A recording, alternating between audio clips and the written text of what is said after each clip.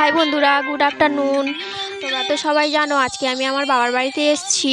দুপুরবেলা খাওয়া দাওয়া করার পরে আমি, আমার বর, মা সবাই রেডি হয়ে বেরিয়ে পড়েছি। আর সামনে দেখো আমার শ্বশুরমশাই আর আমার মা যাচ্ছে। শ্বশুরমশাই এসেছিলো দুপুরবেলা।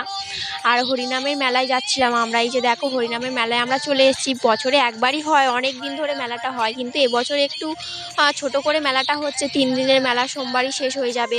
আর ঠাকুরটা দেখো কত সুন্দর, কিন্তু ঠাকুরের মুখটা ঠিক মতন আসেনি, এতটাই ভিড় ছিল, লোকজন ছিল তো ওই জন্য। আর এখানে দেখো কত ভোগ ঠাকুরের, মালসা মালসি আমরাও দিয়েছিলাম। তারপরে আমরা দাঁড়িয়েছিলাম ঠাকুরের সামনে কতক্ষণ। আমার শ্বশুরমশাই ওই ঠাকুর দেখছে আমার পিছনে। আর আমার মা দেখো, আর আমার বর উপরের দিকে কি দেখছে তা কি জানি।